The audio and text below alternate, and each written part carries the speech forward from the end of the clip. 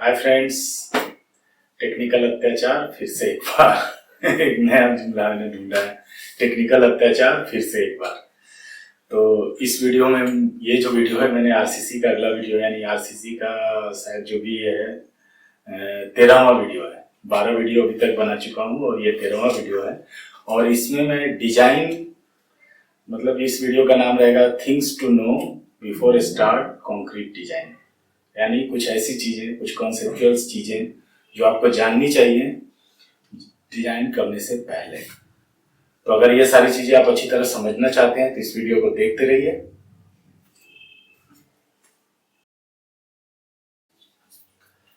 तो concrete design करने से पहले हमें कंक्रीट के बिहेवियर को थोड़ा समझ लेना चाहिए, ताकि हम कंक्रीट जब डिजाइन करें तो हमें समझ में आए कि हम कर क्या रहे हैं, हम करना क्या चाहते हैं।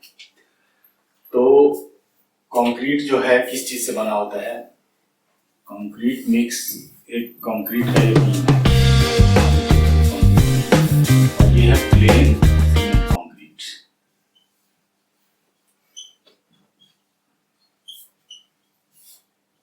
ये प्लेन है यानी इसमें नो रेनफोर्समेंट। एक ऐसा बीम लिए, बीम को कास्ट कर लिया, उसमें कोई रेनफोर्समेंट नहीं डाला, तो बिना रेनफोर्समेंट के कंक्रीट को हम लोग पीसीसी कहते हैं शॉर्ट में, या प्लेन सीमेंट कंक्रीट कहते हैं। अब ये बीम है मान लीजिए, और इस बीम को, इसको मैं मिटाता हूं, इस बीम के ऊपर कोई लोड लगाइए तो ये बीम क्या होगा? अगर यहाँ पे सपोर्टेड है, सपोज कीजिए यहाँ पे सपोर्टेड है, तो बीम क्या होगा? बेंड करेगा, ऐसे बेंड हो जाएगा, ये ऐसे बेंड हो जाएगा, ये बीम ऐसा हो जाएगा। इसका मतलब क्या है? अंदर में क्या बनेगा? कॉनकेव शेप बनेगा, और आउटर साइड में क्या बनेगा? यानी ऊपर में कॉनकेव और नीचे में कॉन्वेक्स बनेगा। तो जैसे ही कॉन्वेक्स बनेगा तो यहाँ पे क्या पैदा होगा?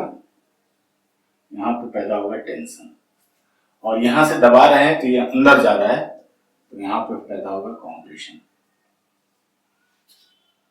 और एक्सपेरिमेंट से ये पता चला है कि जो कंक्रीट होता है वो टेंशन में काफी मजबूत होता है, बट कंप्रेशन में काफी मजबूत होता है, लेकिन टेंशन में बहुत ही कमजोर होता है।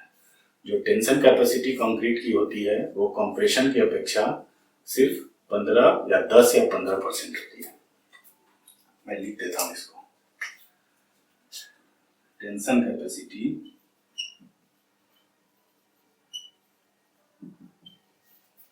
ऑफ कंक्रीट जो है equal to 0.15% of compression capacity. तो इस वजह से क्या होगा? जब हम इस पे फोर्स लगाते हैं तो इसके अंदर बेंडिंग स्ट्रेस पैदा होगा, और जितना कंप्रेसिव स्ट्रेस होगा उतना ही टेंसाइल स्ट्रेस इसमें डेवलप होगा। लेकिन कंक्रीट टेंशन में फेल हो जाएगा, क्योंकि टेंशन में उसकी कैपेसिटी 1/10 है, कंप्रेशन की अपेक्षा 1/10 है। यानी कंक्रीट को हम लोग पूरी तरह से यूज नहीं कर सकते और उसका स्ट्रेंथ काफी कम हो जाएगा। अब ये एक सवाल ये है कि हम इसको कैसे, इस कंक्रीट का पूरा इस्तेमाल कैसे करें, क्योंकि इसकी कंप्रेशन कैपेसिटी तो काफी है, बट ये टेंशन में बीम जो है 10% ही लोड ले रहा है, और यहाँ पे जो इसकी स्ट्रेंथ किससे गवर्न करेगा? स्ट्रेंथ को डिसाइड करेगा टेंशन डिसाइड करेगा। जितना टेंशन कैपेसिटी लेने की उसकी कैपेसिटी होगी वही उस बीम का स्ट्रेंथ होगा, रादर देन कि वो कंप्रेशन में काफी मजबूत है। तो इसी को कहते हैं कमजोर कड़ी। ऐसे भी आपने सुना होगा कि जहां पे कमजोर होता है वहीं पे निशाना बनाना चाहिए, अगर किसी चीज को भेदना है, किसी चीज को तोड़ना है। तो इस बीम में ये कमजोर कड़ी है, ये टेंशन जोन। तो इस टेंशन जोन को टेंशन में फेल करने से ओवरकम कैसे करें? अब इसमें हम इंजीनियरिंग लगाएंगे। तो इंजीनियर्स ने क्या किया? दिमाग लगाया, और नीचे में क्या किया? इन्होंने ऐसे करके एक रेनफोर्समेंट डाल दिया। रेनफोर्समेंट का क्या मतलब है? लोहे का छड़ लगा दिया। अब क्या हुआ? जब हम ऊपर से लोड लगा रहे हैं तो यहाँ पे जो टेंशन आ रहा है, ये टेंशन कौन ले रहा है? ये छड़ ले रहा है, इसको कहा रिइंफोर्समेंट। और ये छड़ कितना डालेंगे यही कैलकुलेट करना है हमें डिजाइन में। हम छड़ उतना ही डालेंगे जिससे जितनी इसकी कंप्रेशन कैपेसिटी हो उतनी ही इसकी टेंशन कैपेसिटी भी हो जाए, तो हम कंक्रीट का पूरा इस्तेमाल कर पाएंगे कंप्रेशन जोन में। और टेंशन में चूंकि वो 10% में फेल हो रहा था, तो उसमें जब हमने स्टील लगा दिया कैलकुलेटेड अमाउंट ऑफ स्टील, तो वो उतना ही अब टेंशन लेने लगेगा जितना ये कंप्रेशन लेने लगेगा। यही कॉन्सेप्ट है। तो इस बेसिस पे हमारे जो आगे के कैलकुलेशंस करेंगे, तो हम इसी चीज को निकालने की कोशिश करेंगे कि इस बीम में हम कितना रेनफोर्समेंट डालें, क्योंकि अगर हम ज्यादा डालेंगे तो उसके भी कई सारे हैं, ओवर एनफोर्स्ड हो जाएगा या अनइकोनॉमिकल हो जाएगा, बहुत सारे फैक्टर्स हैं, तो उसके बारे में आगे चर्चा करेंगे। लेकिन अब सवाल ये उठता है कि हमने स्टील का ही बार क्यों डाला?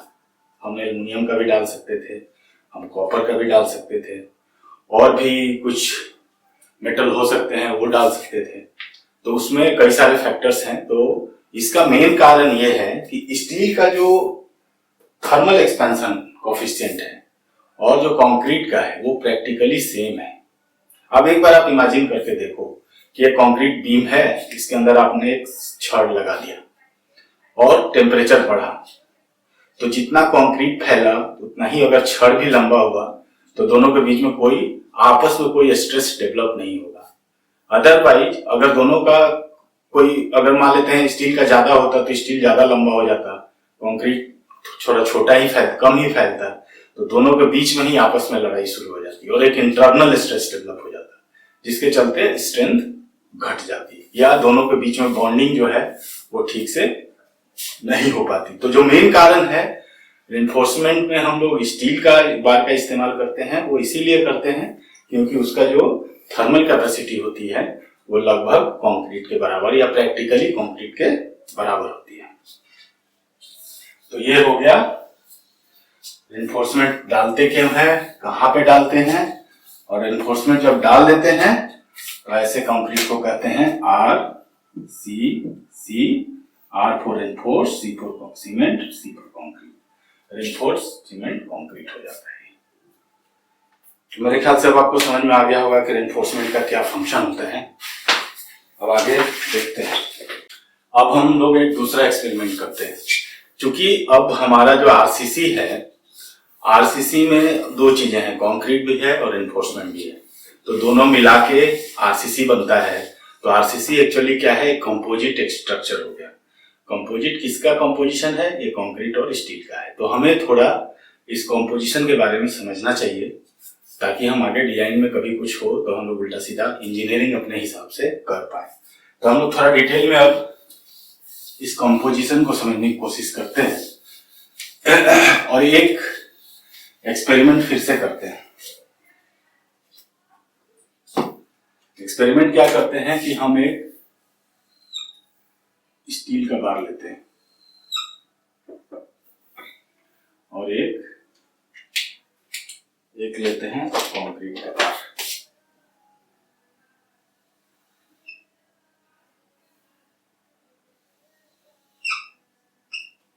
और इसको दोनों तरफ एक प्लग लगा लेते हैं, ऐसे रिजिडली कनेक्ट कर देते हैं इसको, और इसको भी रिजिडली कनेक्ट कर देते हैं। तो ये हो गया मेरा, मान लेते हैं ये स्टील है और ये मेरा कंक्रीट का बार है। This is steel bar and this is concrete bar.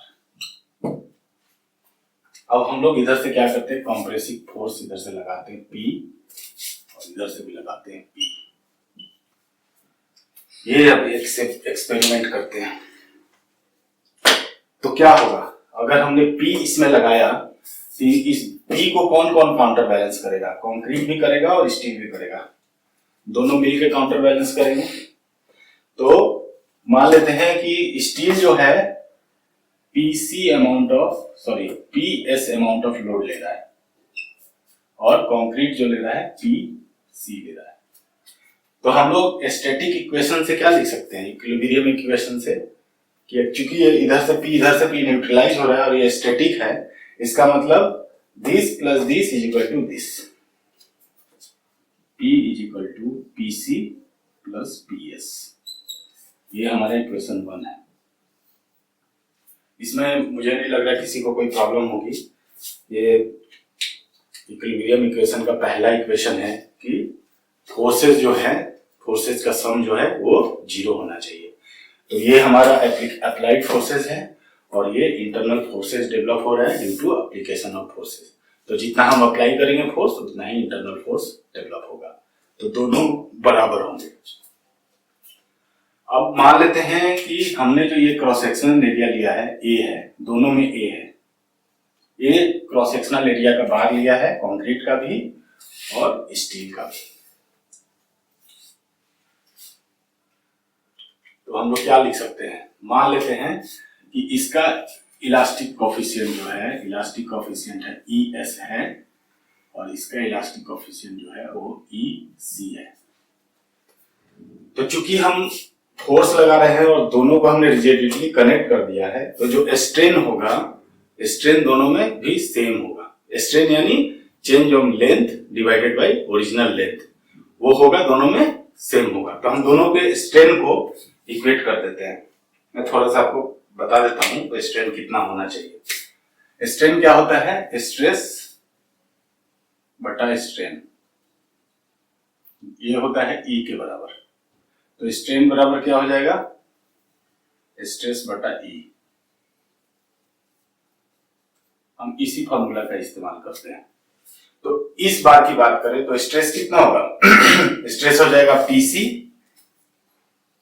Divided by area A, और स्ट्रेन लिखने के लिए डिवाइडेड बाय E करेंगे तो AE, PC बाय AE, और जितना स्ट्रेन इसमें होगा उतना ही स्ट्रेन इसमें होगा। तो PC is equal to PS, steel में कितना फोर्स डेवलप हो रहा है PS डिवाइडेड बाय A, और इसको क्या लिख रहे हैं EC, और ये हो जाएगा ES। अब यहाँ इसको थोड़ा इधर उधर करते हैं। यहां से हम लोग क्या लिख सकते हैं, PC is equal to A cancel हो गया, EC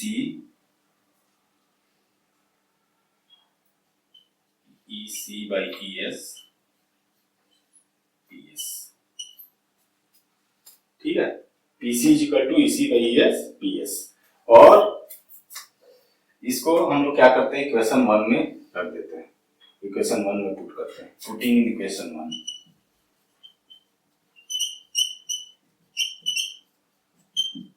वन में रखेंगे तो क्या हो जाएगा, P is equal to PC के जगह में EC बाई ES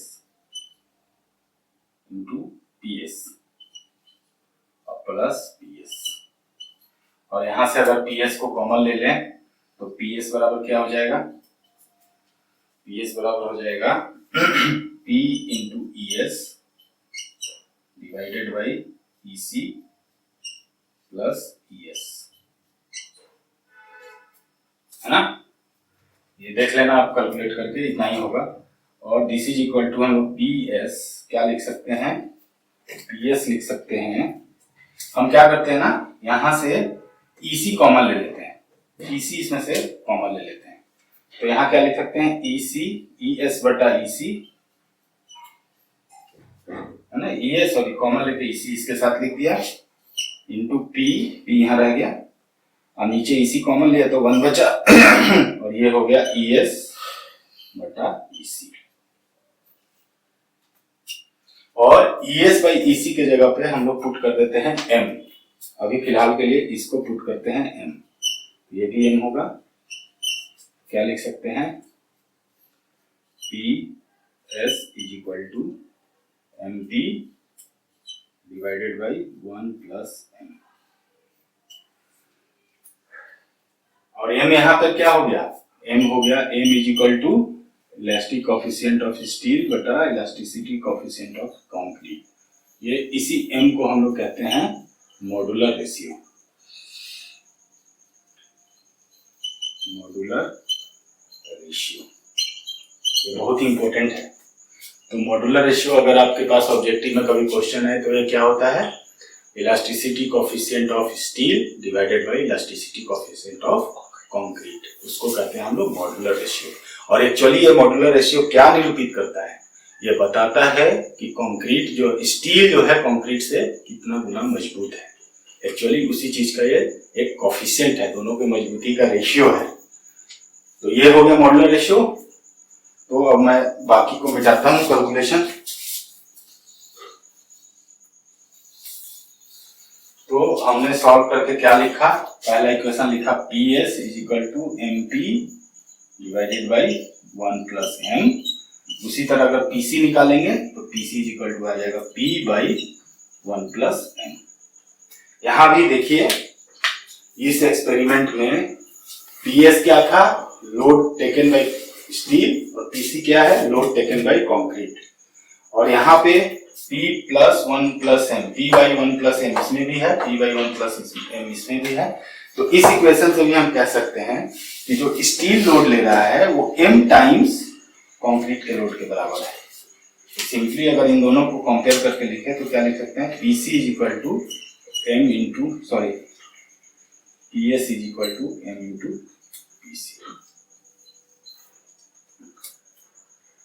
तो ये है, यहाँ पे आपने एक कोफिशिएंट नया सीखा जिसे हम बोलते हैं मॉड्यूलर रेशियो।